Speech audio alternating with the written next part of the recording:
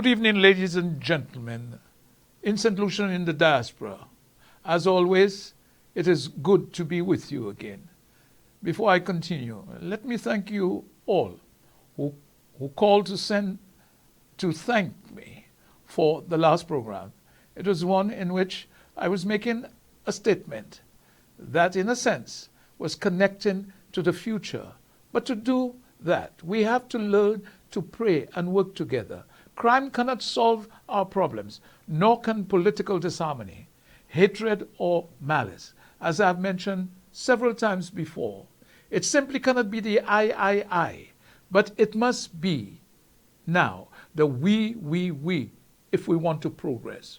God has blessed us with a wonderful and beautiful country, and it can be great, but it is only by working together and cooperating together that it will be achieved. Our education system must now work vigorously to bring new technology, engineering, and agricultural science to the country so as to attract the investors to our shores. As a people and a country, working together and cooperating together is the only way forward, more so under Philip Joseph Pierre. Some may not like his ways of operating, but in my view, he's steadfast in what he's trying to achieve for this beautiful country of ours. When those who make the derogatory comments at the government's handling of the economy, I want to remind them that they were in office from 2016 to 2021. And even though it was a tough period because of COVID-19, yet their handling of the country was the worst ever. In their period in office, we saw the horrendous idea of what we call racing in paradise, the sport of kings, as it was called by the then Prime Minister. The HIA fiasco and the stain on the nation's hard-earned or borrowed monies in the building of that monstrosity and the knocking down of 2 new buildings that cost an arm and a leg in the rebuilding of St. Jude. In my view, it was cruel to the people in the South, who should have had their hospital after 5 months of that new government in office. What is so upsetting is that the hospital was nearly 90% finished. I'm not speaking as one who don't have the facts, because I have all the building plans from 2009. More so, the main one in 2000, made by Holdier from Taiwan, during Ambassador Tom Chu's time. However, close to that was literally giving away, they forget, $7.3 million to allegedly to friends that had never dealt in buying and selling of drugs. Once again, I say loud and clear to the past Prime Minister that we need our money back by the hook or by the crook. The special prosecutor must examine this piece of low-level management in depth, and everyone concerned should pay the price. I say loud and clear, public servants found to be involved should be sacked forthwith. Before I go any further, let us pray. In the name of the Father, and of the Son, and of the Holy Spirit. O Father in heaven, once again we come to you in all humility. We ask you to help our Prime Minister in putting this country right, by helping him to bring a semblance of normality to those who are very poor and the poor, and those who are destitute. Help their children to be given the wherewithal, especially at the nursery and primary school level. It is at that stage young children of the state are so vulnerable, and therefore they need to be helped as much as possible. And a decent start is at the nursery and primary level.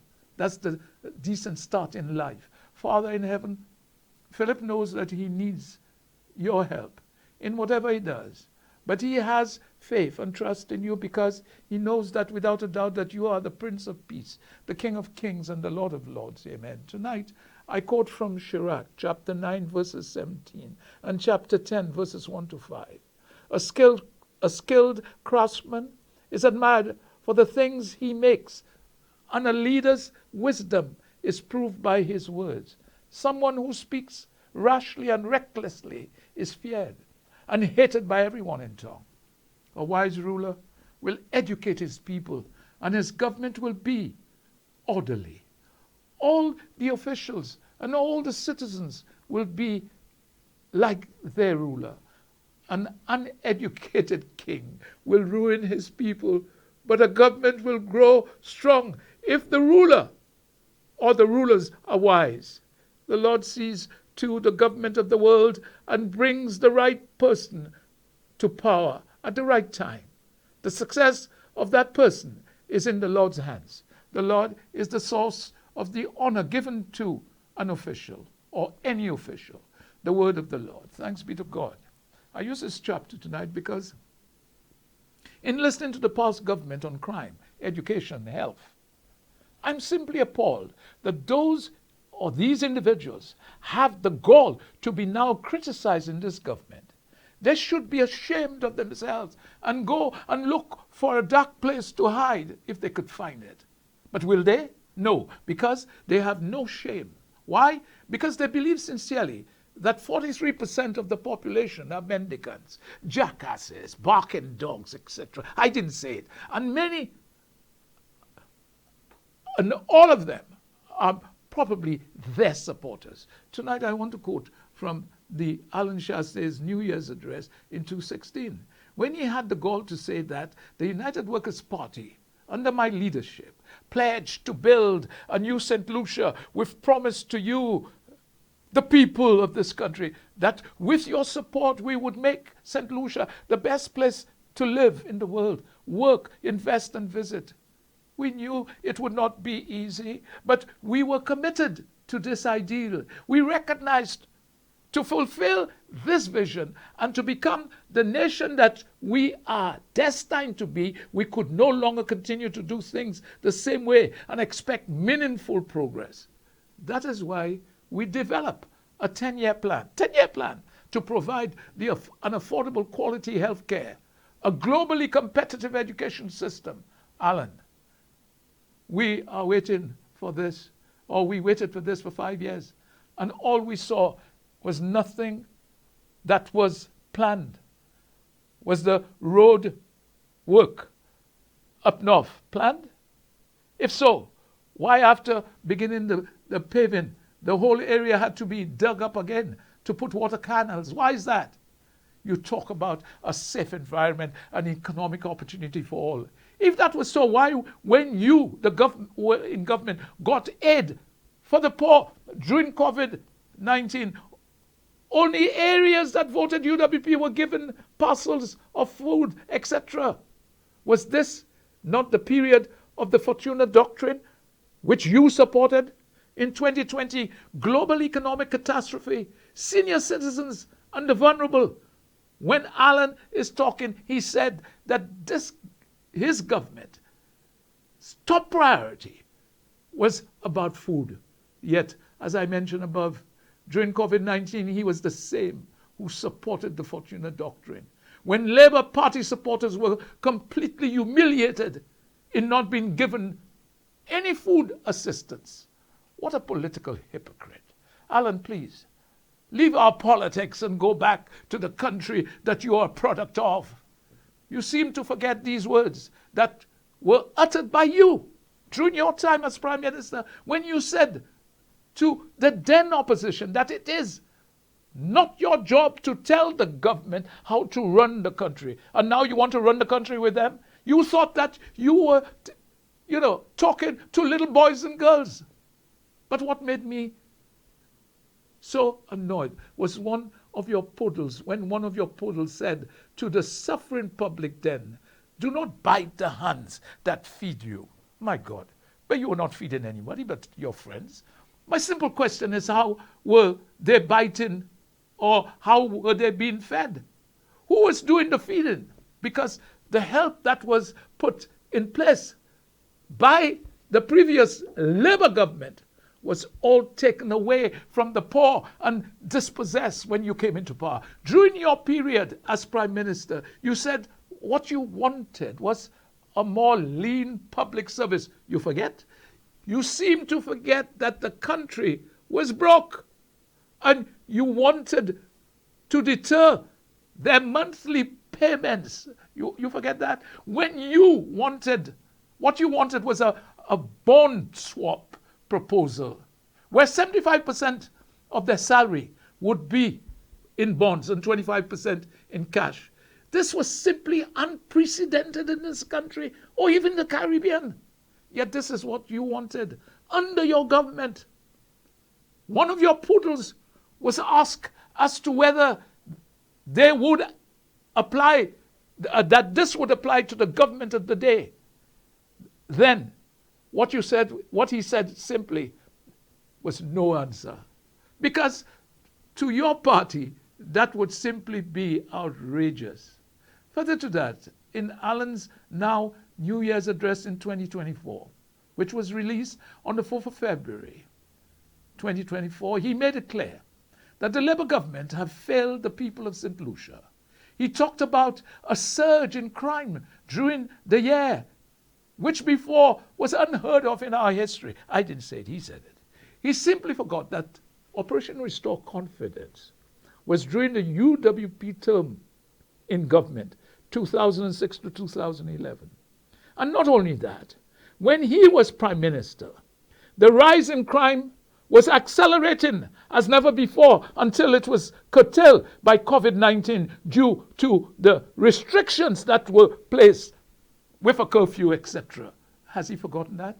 When Allen has the guts to talk about the government at present and to banish the words to the extent that they should be free from the acts of corruption, and even talked about people's shady past, and that hard measures should be put in place instead of giving silly excuses. That is what he's saying to the government. As I've always said, names should be mentioned if you're making that statement, because you are the leader of a now opposition who should be clear and concise. Question I would like to ask him is as to whether his cabinet is clear of any wrongdoing when he was in power. This is the idea that he wants to put into people's head in terms of the government and cabinet. I said to him to search his heart and soul first, and any alleged corruption and wrongdoing by his ex-ministers during his time in government should be brought to the fore, and to be honest about it. Well, what I say to him is that he should be now making reports on those alleged acts of corruption by this government that he's talking about, if he can prove this, and pass it on to the special prosecutor. I believe sincerely that this type of talk is deliberate to throw the citizenry off because of what the special prosecutor might find out about his government then. In the normal parlance, we are seeing the cart before the horse. I say to Allen openly that the $7.3 million for COVID vaccines, which we did not need and did not receive, was not done according to the rules and regulations of the public service, more so to be dealing with someone who had never sold medical drugs before. I ask in a clear and concise voice, could that be right in this? Not a form of alleged, isn't this a form of alleged corruption also when the regulations in such a deal was not adhered to? What hard measures this government can put in place? Should he not have done so when in government? What silly excuses his government continue to give, he says. We need answers, he says, and facts, and not to plug lies and innuendos out of the sky. That's what I say to him. And it has been done in this case.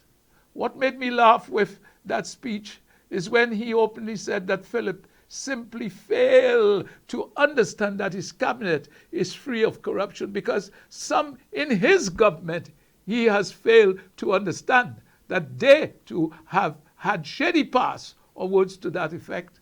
Is he saying that his government did not have anyone with an alleged shady past? He even went on to say that St. Lucians cannot afford the basic necessities such as food, medication, and basic facilities for survival. honestly, the imbecile that I see simply forgot that he was the same prime minister who supported the idea of the Fortuna Doctrine, more so in the present prime minister's constituency. He even went on to say that this government is one that provides excuses and no solutions. Where has, Philip done that? Alan, where was the solution when you wanted to pay the public service the 25% I mentioned before in their salary in cash and the rest in bonds, which would have been 75%? I'm repeating that because it's important. Were you not the one to say that the country was broke? And when challenged, you made it clear that you did not say that. But what you said is that the country had no more money. What? Honestly, when I think of it, I'm saying to myself, where did you come from? Are you an imbecile or what? It's at this juncture, I'll take my first break and I'll be back.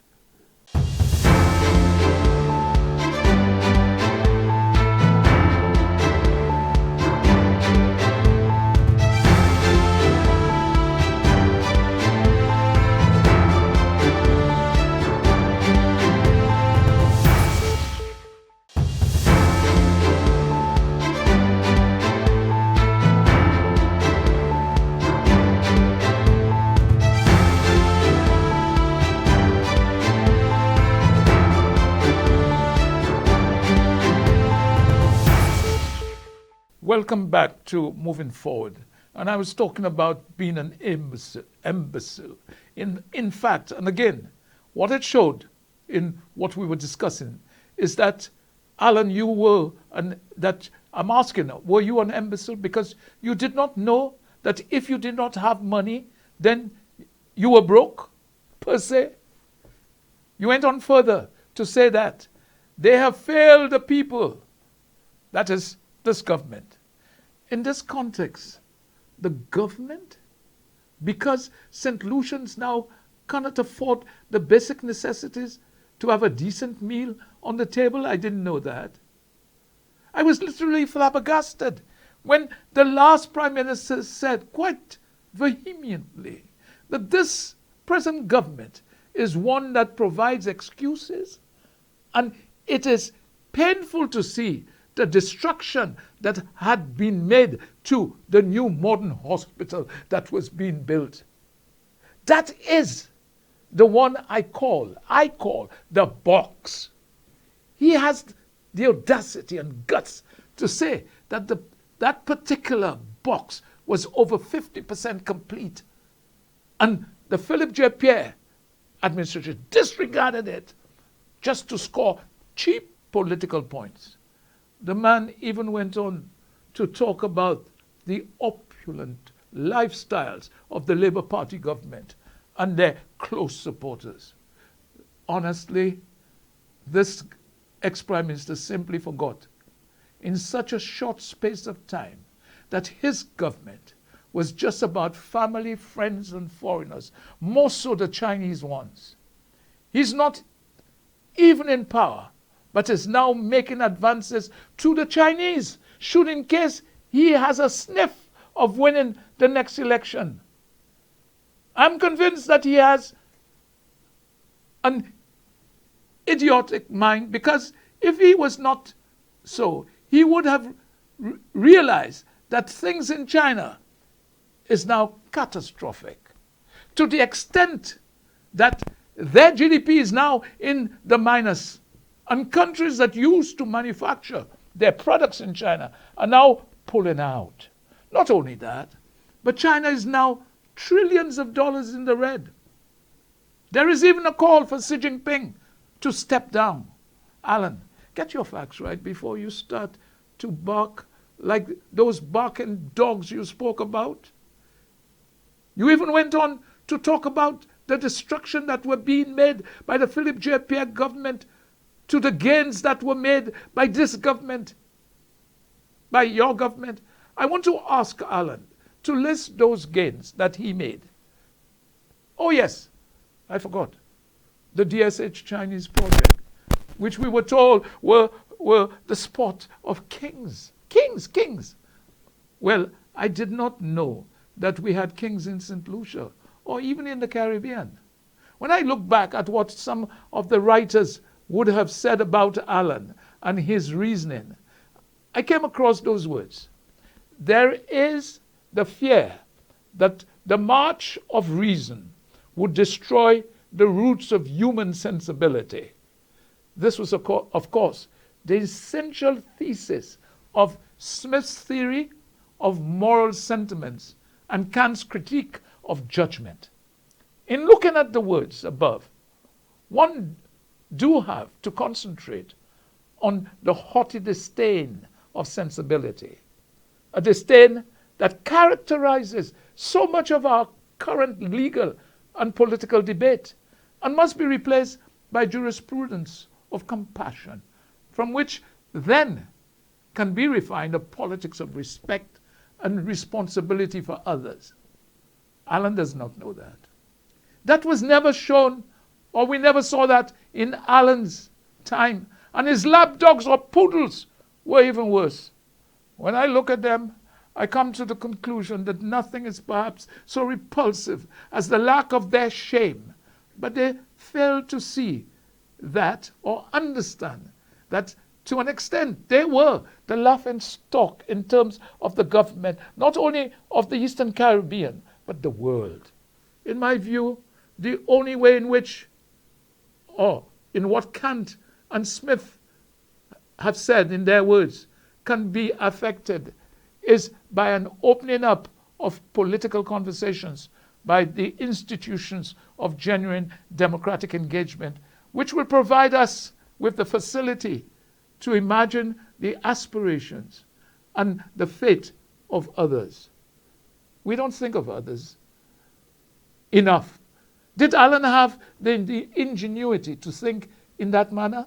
Therefore, from what I'm seeing and hearing from the opposition and their leader and their attitudes they had when in power brings me to the conclusion that we need to appeal to a renewed sense of humanity, to a jurisprudence of compassion, of sense and sensibility. Maybe that was unheard of by Allen and his reprobates. Oh, a friend of mine told me that my moving forward was excellent last week, but asked that I did not call them reprobates. Therefore, good friend, I apologize for saying it again.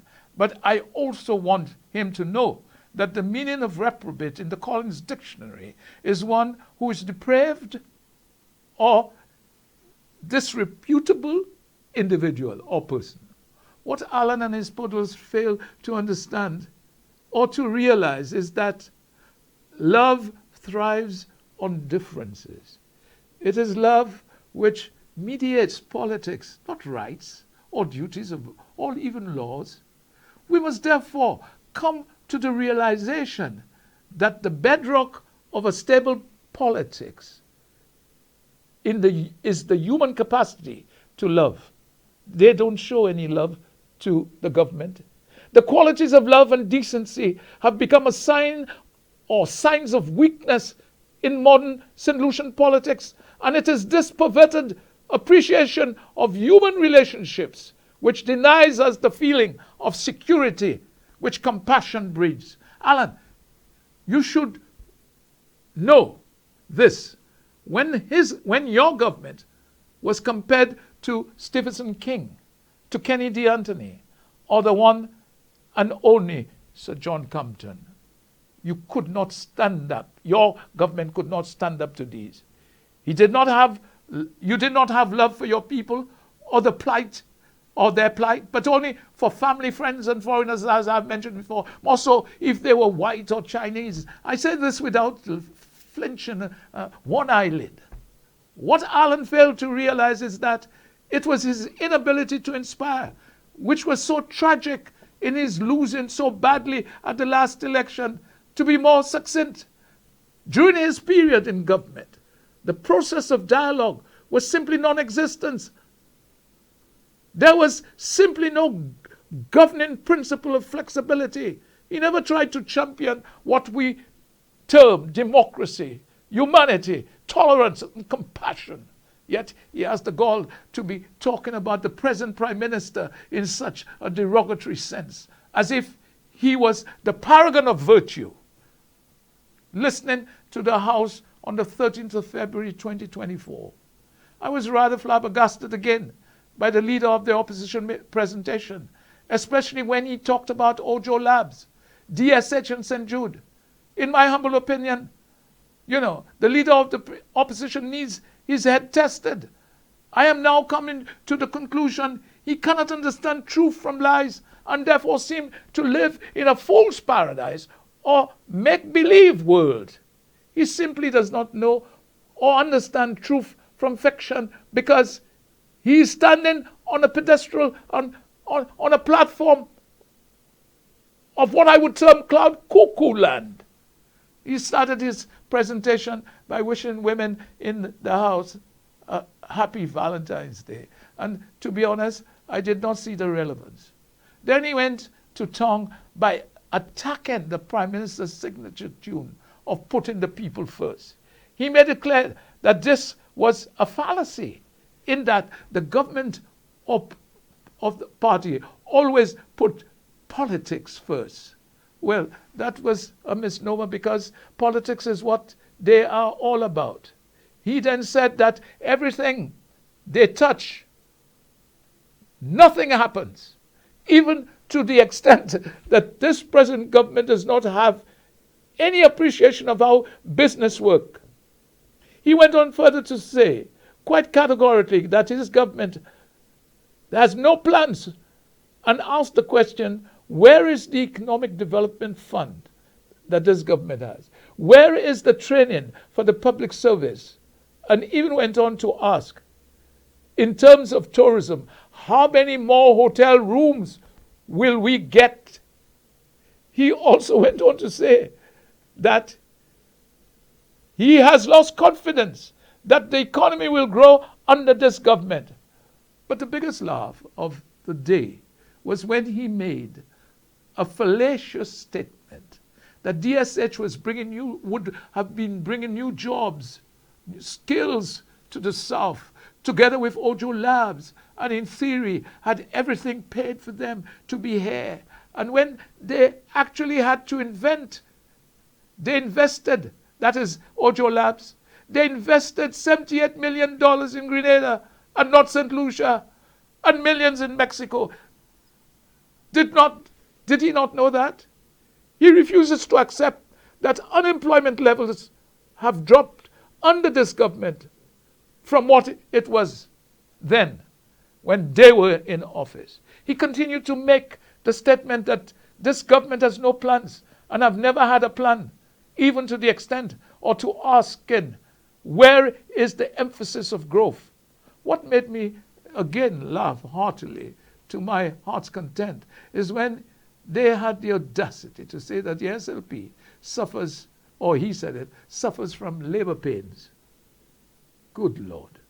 At least they suffered with the pains, but the UWP did not only have labor pains, but also suffered from amnesia.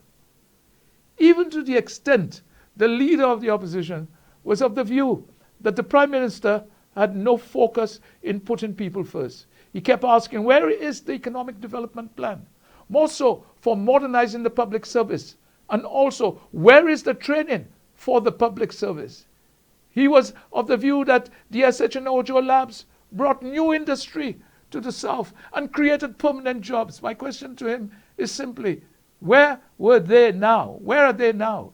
He even made one of the most ludicrous statements that even DSH had continued the young men, if it had continued, young men riding their horses on the Kakabeth would become the jockeys by now, earning lots of money, I suppose, or I presume. He said that it was not just horse racing, but one that is an international game, so to speak, which would create money for this country. He even mentioned that we did not have skills here, more so in the service industry, like tourism, more so in the hotel service. Did he give skills in 5 years to anyone? Some who come here 10 years ago are still there, he said, with that's in the hotel, with the skills they came in with. Yet he failed to tell us what skills they achieved under his government for 5 long years. What really made me sick to the teeth is when he decided to speak on the subject of St. Jude. This guy has the gall to be making statements that he knows if he was in any other country, they would have run him out of town because he's a grotesque liar. Can the public really understand the low caliber individual we had as a prime minister and the poodles that surrounded him? I will take another break and I'll come back because it's getting interesting. Hold the line.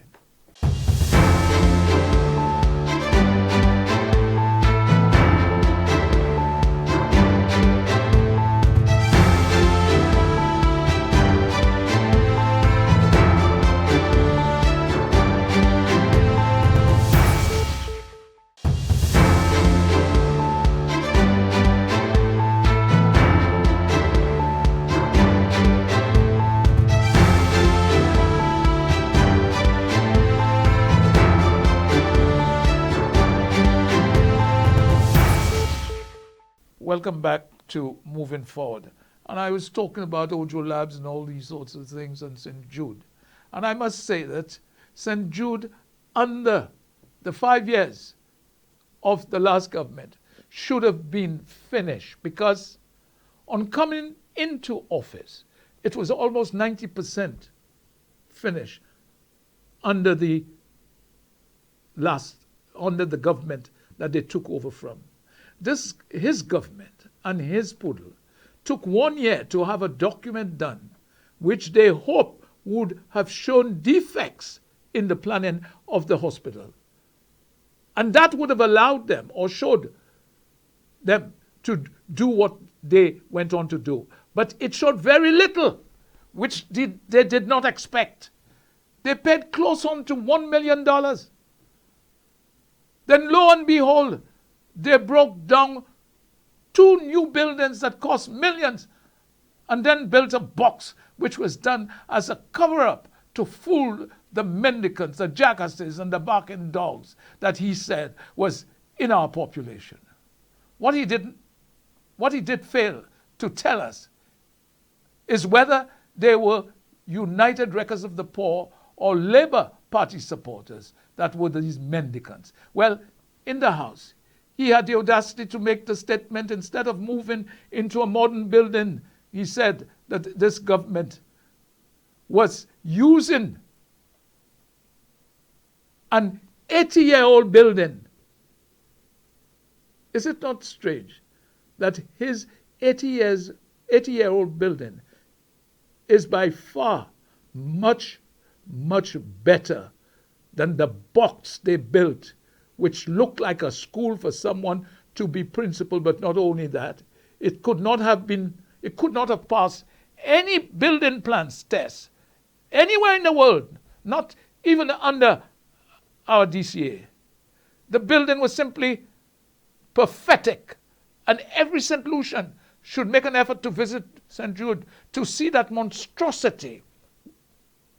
What the leader of the opposition should have realized when he was the prime minister, if his brain was not such a feather brain or feather one, that regardless how rich a country you are, that there is a blueprint for creating an economic miracle, more so when one considers the dismal economic situation we were in when they left office, or was literally thrown out, dumped into the gutters of history. What Alan failed to realize is that the prime minister of the country knows his economics unlike him. And that leaders must come to the realization that they should be creating value in addition to jobs. When they are investing and planning, that is how it works. The relationship that Philip came to on being prime minister is that the interests of the nation must come before any personal consideration. What Alan would like to bring to the fore is a civil war between red and yellow. That is what they expected when Philip J. Pierre came into office. And I say Joseph, that he would have gone on a warpath of venting his feelings against those who did not vote for him or those he thought were UWP. More so, those in the public services whom everyone allegedly knows did not support his party. But he did not do this because he realized that he was the prime minister of the country. And not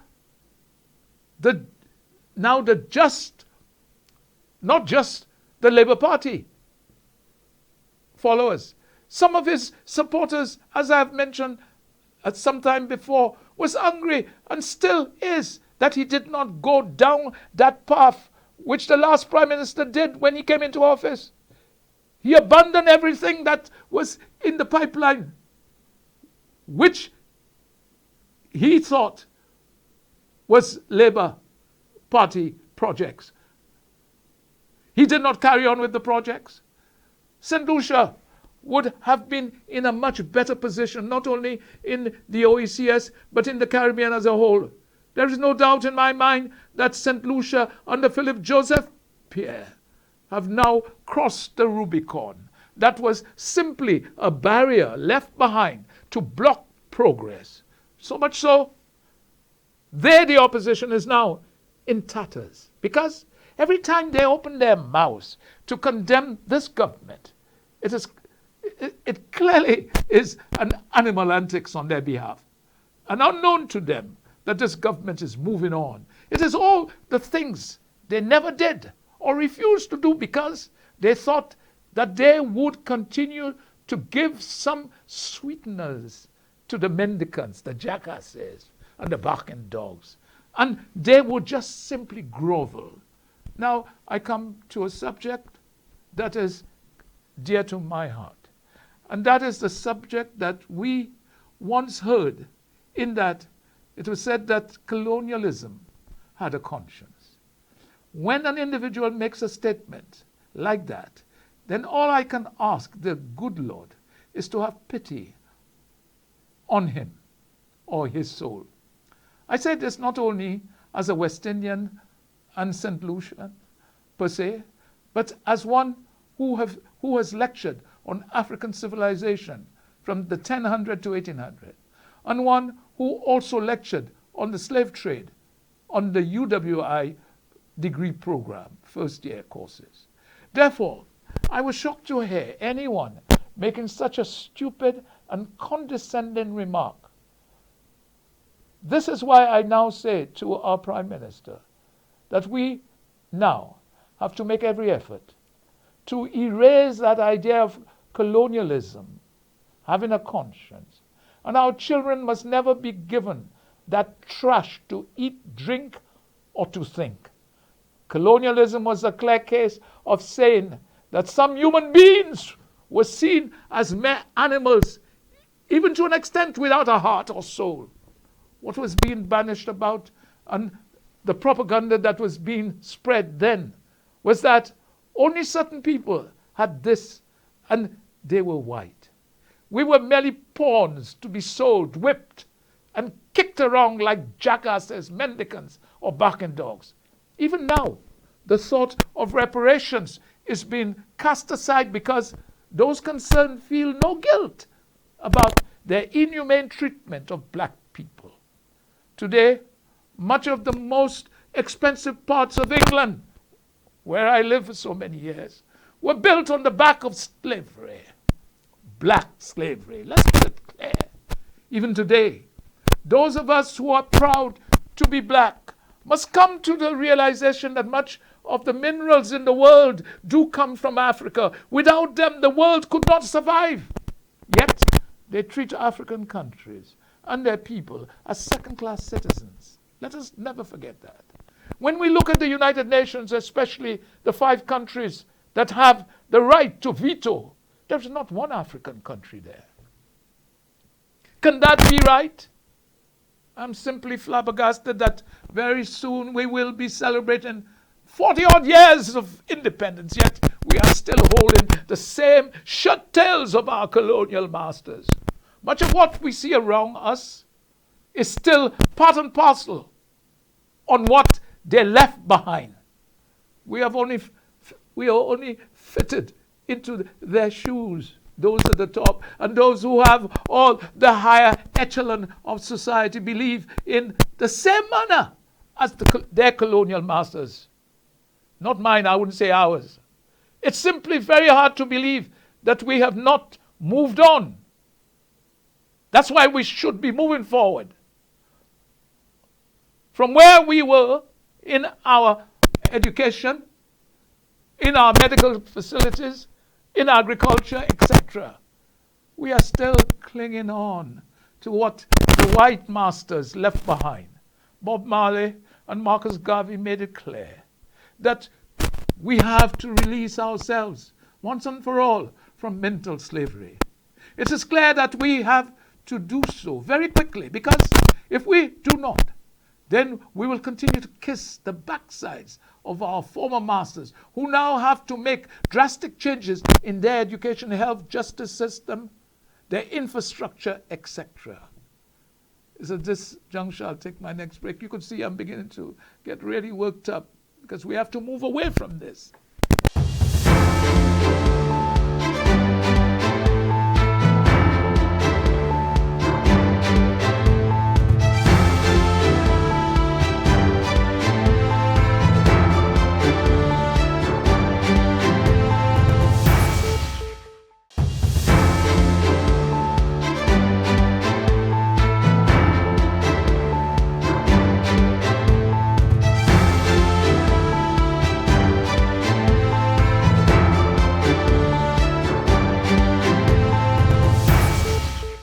Welcome back to Moving Forward. And as I was talking about, we cannot continue with what we have. So I say that we have to move on. A country as a country, and to bring in this idea of becoming a republic once and for all. A country that many of us used to joke about, that were Little Britain, realized that they had to move forward. They had to break away from their former colonial masters and their way of life. And that was Barbados. I'm not saying that we have to completely sever ties, because we cannot do so in a global world. However, we can move ourselves away, beginning from the silly costumes that lawyers use, that stupid maze that is now part and parcel of the sitting of the House, and must now become a thing of the past. Even the idea of an independent police force, we call it the Royal St. Lucian Police Force. This is simply becoming unbearable to hear and to stomach. I believe sincerely that at this juncture of our lives, we have to work together in order to develop St. Lucia. So we should just call it the St. Lucia Police Force.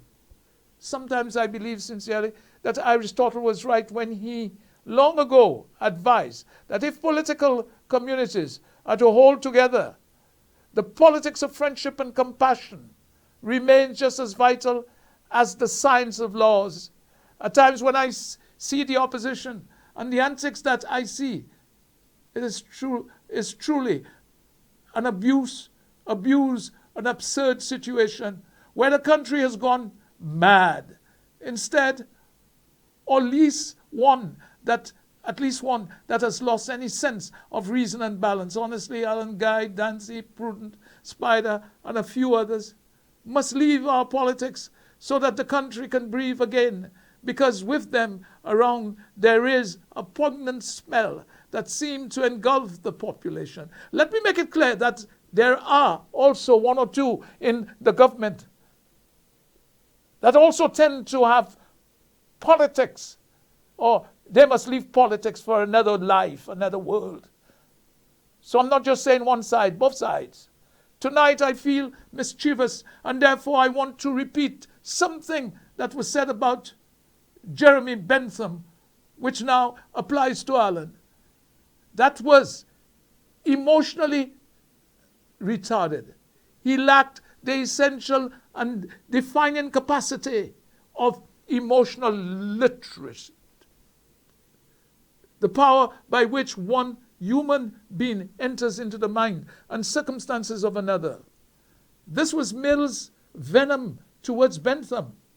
What some politicians from either side, more so from the United Records of the Poor, fail to understand is that there are those in our society who are fed up with the politicking that has now become endemic, not realizing there are those in our midst who are yearning for tolerance, for inclusion, and for compassion, which was once what we had and is now rather been forgotten. What is clear is that we stem from the contempt. We seem to have that contempt for the poor that, in my book, is the root cause of our ailment. Therefore, humanity has been infected by an epidemic of irritability and aggression, of depression and paranoid, of obsession, panics, addictions, even compulsions, relationships that are not working, careers that dissatisfy, an outbreak of living in the future, and the pathological reenactment of the past. We are without a doubt governed by the fear that we are on the edge of losing control of our lives. I tell you this, ladies and gentlemen, who listen to Moving Forward, that such a fear can only lead to the disturbance of our emotional lives outside the workplace. Question is simply this: if that is not true, then one has to answer where all the killings are taking place, or why. What is now absolutely necessary is that of giving our lives a sense of cohesion, purpose. There is no doubting the extent of our anxieties. Why? Because many were disappointed by the lives they had to live under the last government, the lies they had to put up with, the insults they had to face. A police force that forgot about law and order, but just run the country as their masters wanted, i.e. the government. Whatever they ordained. What is observed in this small country of ours is that our moral problem is man's indifference to himself. It lies in the fact that we have lost the sense of the significance and uniqueness of the individual, of who we are, that we have made ourselves into instruments for purposes outside ourselves, that we experience and threat or treat ourselves, as commodities, and that our own powers have become alienated from ourselves. There is a sort of greed and dishonesty that now prevails, and I witnessed this myself with an individual in terms of a simple knock or scratch on his vehicle, when he was wrong and wandering all over the road, maybe searching for an address because he was a taxi, older individual. What I've observed is we have become things, and our neighbors have become things also. The result is that we feel powerless and despise ourselves for our impotence. What was obvious under the last government is that they will not like to hear the truth, and it's that we were like a herd, believing that the road we follow must lead to a goal, since we see everybody else on the same road. We were in the dark, or were in the dark at that particular moment in time, and we kept up our courage because we hear everybody else whistling as we did. But somehow, we knew something was wrong.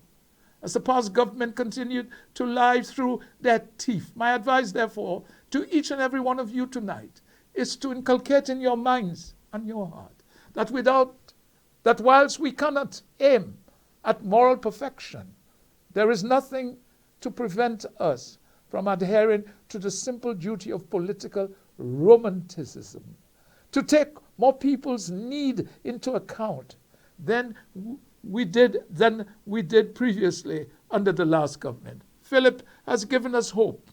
Let us therefore grab the opportunity to live in and working together as brothers and sisters in the One Most High.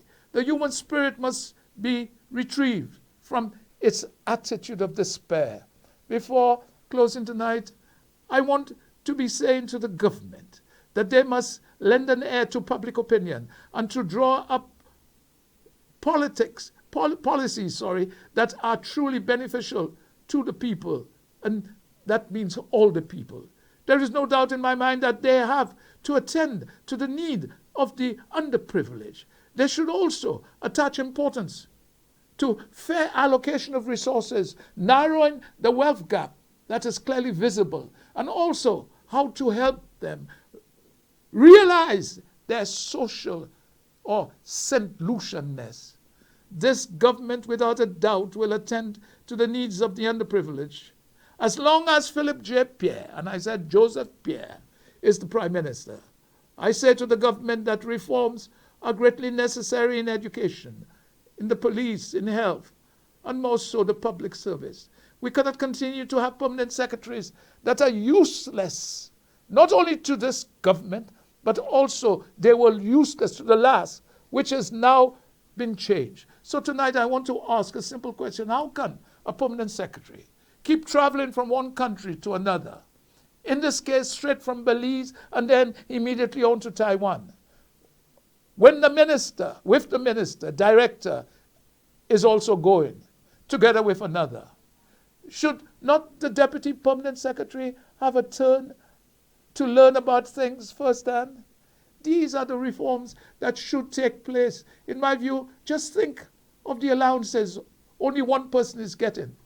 This is the same ministry when the Taiwanese government gave over $900,000 to help during the COVID-19. Suddenly, that money disappeared. And on the change of government, it had to be found. Yet the PS is still there, enjoying life to the fullest under the government. These alleged weaknesses of this ministry under the last government cannot continue.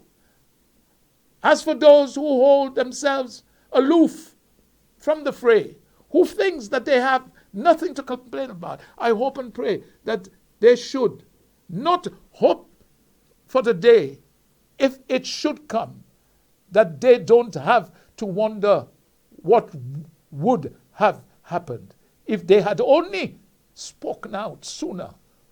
I say this in all sincerity, that life plays tricks on us, or on those who never look ahead. When I think about the type of reform I'm advocating, should be all round, because it is now necessary. I would like to encourage the whole country not to lose heart, but to maintain their passion for their country, to keep their love for their land and compatriots, to remain confident in themselves, and to push for more reform. We used to start from the unfairness and injustice that we see around us. Now we have to push to change the constitution that has been thrown down our throats by our colonial or colonizers. That is without a doubt one of the reforms I want to see taking place. We need to start from the unfairness and justice, the injustice that we see around us now, the ineffectiveness of the judiciary, social justice, and all those we have already mentioned. If the government is not prepared to introduce these reforms, and the politics of parties, I don't care then. The public needs to stand up and adopt the same resolve that our forefathers had. They stood up to the mighty English back in 1933 when they fought for trade unionism in this country of ours under colonialism. The English sent their man of wars and troops. There were curfews in this beloved country of ours, but our forefathers stood their ground until they won something which was just and fair. We therefore need to push for more democratic reforms and continue to fight for a brighter future for all St. Lucians, whether here or in the diaspora. We need now to fight to be nothing more and nothing less than a republic under Philip Joseph Pierre. In closing, as always, I want to say aloud to those of us who want love, peace, and happiness in St. Lucia, we must organize as effectively as we can to educate our people to the lies, propaganda, misinformation, and disinformation that has been spread by some in the country. Therefore, we must demonstrate, teach, and preach until the very foundation of our country is shaken in order to get rid of the lies in our midst. Therefore, we must work unceasingly to lift this country that we love to a higher destiny, to a new plateau of compassion, to a more noble expression of humaneness. As always, I've tried to be honest, because to be honest is to confront the truth, however unpleasant and inconvenient the truth may be. I believe that we must expose and face it. And if we are to achieve a better quality of life for all St. Lucians, whether here or in the diaspora, I do what I can in order that generations to come can have a decent life, which means good health, education, jobs, etc., even a better life than what we have. I also want this to be embedded in their brains, that many of us measure success by what is done for us personally instead of what is done for the country as a whole. That is the only way we will prosper, when all of us are benefiting from the fruits of the country. So tonight, once again, I say to you to go in peace in the one Most High, and never forget that we were born black and should be proud of it, because I want God to bless you. So I say to you to go in peace, to love, to cherish the one Most High. Goodbye for now, and good night.